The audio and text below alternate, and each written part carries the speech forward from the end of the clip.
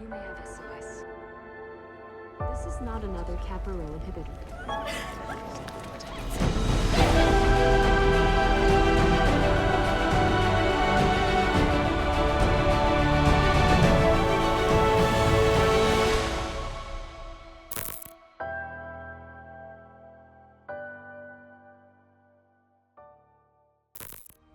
The film opens with Silas waking up in his bed, an automated home. After going through his usual morning routine, he heads to work at Atmos, where he operates as a sort of illustrator. Silas resides in a region known as the Collective, a place governed by strict regulations where people are controlled by advanced technology. In this society, connections like marriage, relationships, or even physical touch are strictly prohibited. Meanwhile, another peninsula exists where emotions can be freely expressed, but its location remains a mystery to everyone. As Silas worked, a notification about SOS, Switched On Syndrome, appeared, but he dismissed it and stayed focused on his duties. During a meeting at Atmos, Enya, another member of the Collective, contributed her insights on a project she had recently completed. Later, during lunch, some colleagues casually discussed Iris, who was currently assigned to conception duty. In the evening, as they were departing, two couples were caught by the guards in a prohibited relationship. They were immediately seized and transported to the defective neuropathy facility known as the Den, where they would undergo containment and emotional suppression treatment designed to eliminate their emotional connections. However, if their condition is determined to be at stage 4, the council will decide to terminate them. The following day, Silas and the other members were absorbed in their work when, suddenly, a man leaped from the top of a building, ending his life in full view of everyone. As they stood there, stunned, Max informed them that a woman had also taken her life the previous night. Outside of my building last night, a woman slit her throat. Despite the shocking events, the onlookers displayed no sorrow or emotion. Silas, however, noticed a shift in Nia's aspect, as her emotions changed in a way that resembled that of a normal human being, though he chose not to be involved in it. Later that night, as the members gathered to watch a landing presentation, Silas found his attention drifting toward Nia. He couldn't help but keep his eyes on her, noticing something familiar in the way she behaved, which stood out among the typically uniform aspects of the Collective members. That night, after finishing his dinner, Silas began to feel increasingly uneasy, sensing that the Switched On Syndrome was advancing to a more severe stage. The following day, during a meeting, Silas struggled to focus and hesitated when responding to a question from Leonardo, revealing his growing distraction. The next day, Silas was at the hospital for a checkup because he doesn't feel comfortable for the last 3 days. Jonas, who is attached by SOS, Stage 2, asks him what stage Silas is, but Silas replies he's going to check for the first time, and then he gets to the doctor. The doctor took his blood and told him that he was at Stage 1, and he didn't need to worry about it then, because of that he was a long way off from that, but he ordered him to take inhibitors as quick as possible. Silas arrived at work late, and a colleague asked where he had been. He responded that he was in the cafeteria, having tea. Noticing a slight injury on his head, she questioned if he had gotten the bruise there. Silas quickly lied, saying it had happened during a Tai Chi class the previous night. However, another member pointed out that he hadn't attended the class. Just as the situation grew tense, Nia unexpectedly intervened, insisting that he had been there and revealing that she had seen him herself. Day by day, Silas found it increasingly difficult to control his emotions. His focus at work was distracted, and he struggled to maintain the routine of his former life. His thoughts became consumed with Nia, and whenever he saw her, he couldn't help but stare at her intently, unable to resist his growing intention. While Nia was immersed in her work, Silas approached her unexpectedly and mentioned that he had read her article on the Harlow 9 probe. He asked if she could help him review his own impressions. Nia responded by noting that his work leaned towards speculative nonfiction, to which Silas replied that he had switched roles with Leonard. At that moment, Rachel, another staff member, interrupted their conversation, questioning Silas about the robotic arm. Silas quickly thanked Nia for her feedback and then excused himself, leaving the conversation. Later, during a meeting, Silas, distracted, accidentally spilled his cup of tea on the table. Deciding he could no longer hide his condition, he openly admitted to the group that he had tested positive for SOS, revealing that he was at stage 1 and had been taking inhibitors. I'm stage 1. I'm taking inhibitors. Naya immediately pointed out that he shouldn't be sitting with them, but Leonard suggested that he might still recover, citing advancements in treating other diseases as a source of hope. After the meeting, Nia warned Silas that she would report him if he continued to follow her. Silas, however, confronted her, insisting that she was also affected by SOS. Nia denied it, but Silas reminded her of the man who jumped from the building and pointed out that her emotional responses and experiences were out of the ordinary. He told her that if she were truly unaffected, she would have reported him by now. Naya, uncomfortable with the conversation, chose to ignore his words and walked away. Despite the earlier tension, Silas appeared more at ease during the meeting, participating and engaging with others in a way that was markedly different from his previous behavior. That evening, after most of the staff had left, Rachel, Silas, and Naya found themselves alone in the office. When Nia headed to the restroom, Silas quietly followed her inside. The atmosphere between them was tense and awkward, but they couldn't resist the urge to touch each other. Nia then confessed that she had been practicing extreme discipline and self-control to conceal her SOS, revealing that she had been living with the syndrome for the past year and 3 months. When I go to the doctor, I just sort of knew, there was really nothing anyone could do to help. She admitted how incredibly difficult it had been for her. Nia warned Silas about the grave consequences they would face if caught by the guards, mentioning that they could be sent to the den and possibly face the death penalty. She also shared a chilling story about her neighbor who disappeared after missing 2 consecutive doctor appointments, emphasizing that they couldn't afford to take the same risk. Despite the danger, Silas pleaded with Nia to stay a little longer with him. As their physical connection grew closer, they shared a kiss. However, Nia abruptly pulled away, fully aware of the severe risks to their lives due to the strict rules and regulations they were breaking.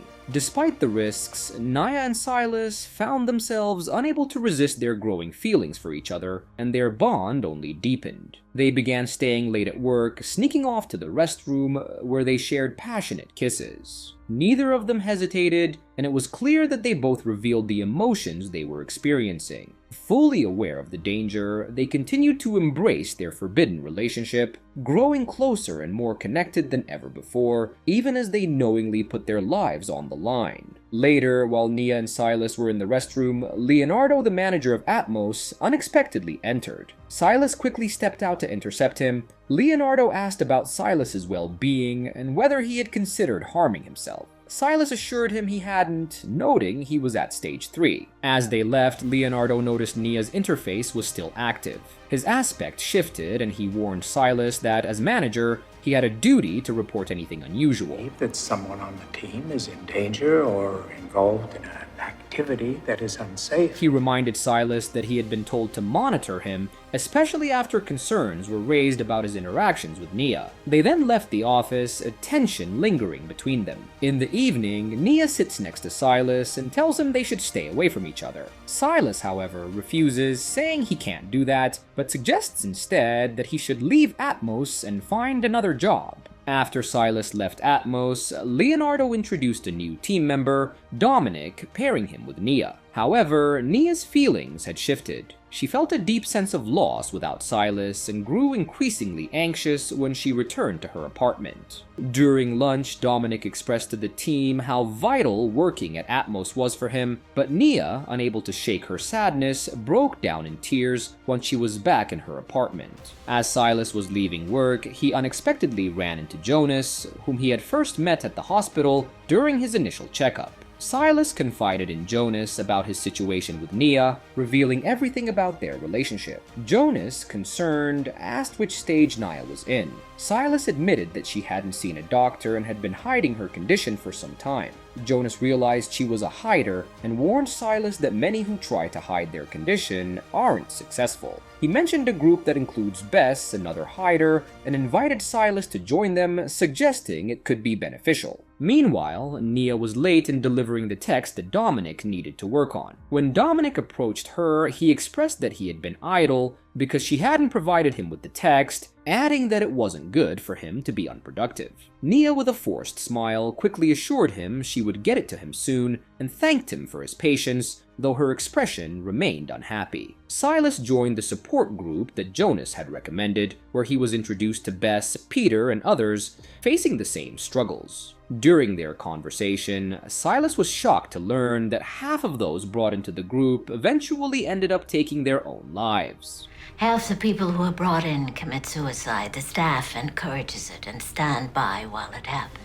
Despite the disturbing news, he found some solace in connecting with others who shared his perspective. That night, Nia visited Silas at his home, her longing for him evident in her aspect. They spent the night together, deepening their connection. As Silas stopped taking the inhibitor, their relationship grew even stronger. They began meeting regularly at Silas's house, often making love and sharing conversations about their past lives. The collective announced a breakthrough cure for SOS, known as the Ashby ENI cure, which restores health and reestablishes systematic order in affected individuals. The cure, administered via an injection to the neck, was expected to treat all current SOS cases and prevent future ones.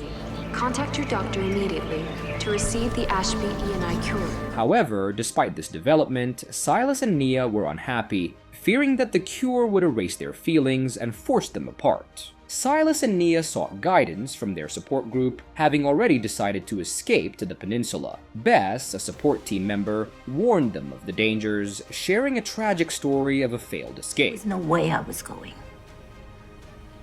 I knew they were headed for their deaths. Despite the risks, Silas and Nia were firm in their decision. Jonas quietly informed Silas that Oliver would help them arrange their flight. Silas then told Nia they would fly out in 3 days, planning to leave on Saturday. Nia felt both excitement and fear as their escape approached. While Nia was at the clinic for a routine checkup, something unexpected happened. She discovered she was pregnant. Yeah, you're pregnant. The guards quickly arrived and took her away. Silas was terrified, fearing the worst, that they might harm or even kill her. In a panic, he rushed to Jonas for advice, but his anxiety was overwhelming. Jonas tried to calm him down, though it was no easy task, and eventually urged Silas to go home, warning him not to attempt to see Nia. In a daring move, Bess and Jonas helped Nia escape by disguising her as a woman named Ava, who was deceased. They changed her clothes and substituted her identity, knowing that without this ruse, Nia would have no chance of fleeing. Despite their efforts, they were eventually caught in the act. Meanwhile, Nia made her way to Silas's apartment, only to find him gone. As Silas left his apartment, he saw a news report revealing that Jonas, Bess, and another man had been apprehended for a security breach at the den. The report stated that all 3 had been administered the Ashby ENI cure. Desperate, Silas rushed to the den to find Nia, only to be informed by a security guard that she had died the previous night. That's right. She died last night.